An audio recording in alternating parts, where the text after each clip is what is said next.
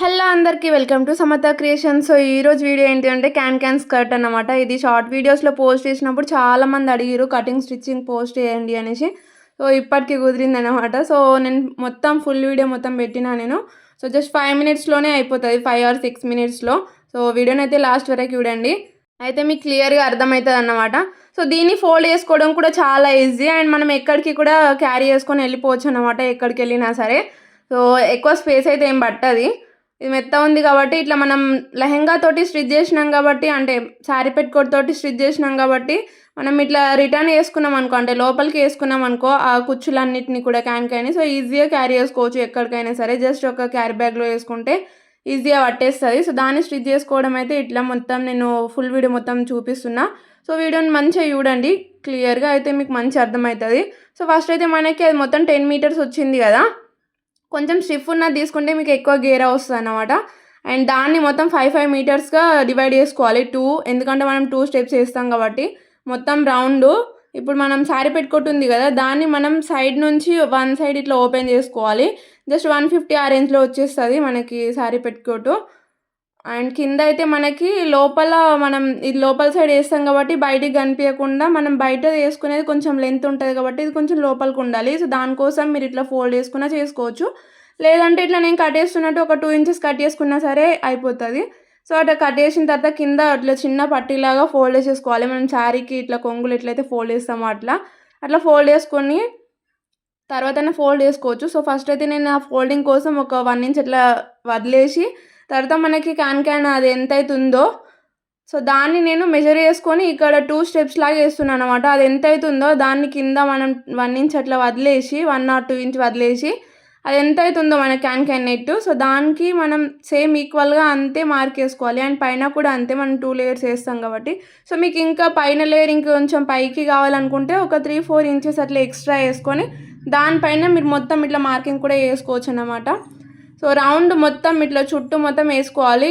ఈ మనం శారీ పెట్టుకోట్ ఏదైతే ఉందో దానికి ఇట్లా సైడ్ నుంచి 1 సైడ్ ఓపెన్ చేసుకొని మొత్తం అన్నీ క్లియర్గా, అంటే క్లారిటీగా మనకు కనిపించేటట్టు క్లియర్గా మార్కింగ్ వేసుకోవాలన్నమాట. మనకు కనిపించాలి స్టిచ్ చేసేటప్పుడు, ఎందుకంటే మనం మొత్తం ఇది అంబ్రెల్లా అట్లా అంటే కలిసి మోడల్లో ఉంటుంది కదా ఇది కొంచెం.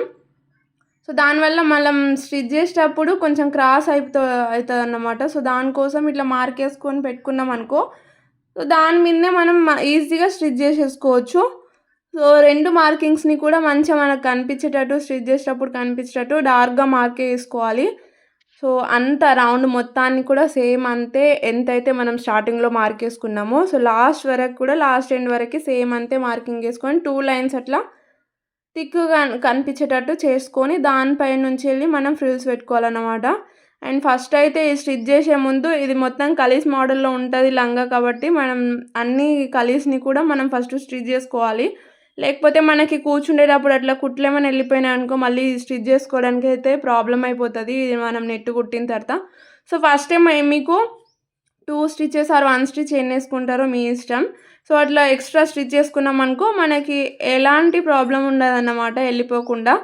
సో ఇట్లా 1 స్టిచ్ అయితే వేసుకుంటున్నాను నేను. అది వేసుకున్న తర్వాత కిందికి కొంచెం ఎక్స్ట్రా వదిలేసిన కదా 1 ఇంచు, సో దానికి నేను ఫోల్డ్ చేసేసుకుంటున్నాను. ఇట్లా ఈజీగా ఫోల్డ్ చేసుకోవచ్చు. అట్లా ఫోల్డ్ చేసుకోవడం అయిపోయిన తర్వాత నేను కింది లేయర్ స్టిచ్ చేస్తున్నా. ఫస్ట్ కింది లేయర్ని ఇట్లా 2 సైడ్స్ నుంచి బాక్స్ ప్లీట్స్ పెడుతున్నాను అన్నమాట.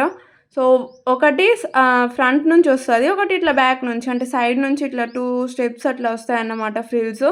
సో అన్నిటినీ కూడా మనం ఇప్పుడు 2 మనకి లేయర్స్ ఉన్నాయి కదా, సో మనం 5 మీటర్స్ని కిందికి యూజ్ చేయాలి, ఇంకా 5 మీటర్స్ని ఇంకా సెకండ్ స్టెప్కి పైకి యూజ్ చేయాలన్నమాట. సో అట్లనే సేమ్ అదే మెథడ్లోనే పైన కింద కూడా సేమ్ అంతే స్టిచ్ చేసుకుంటూ పోవాలి.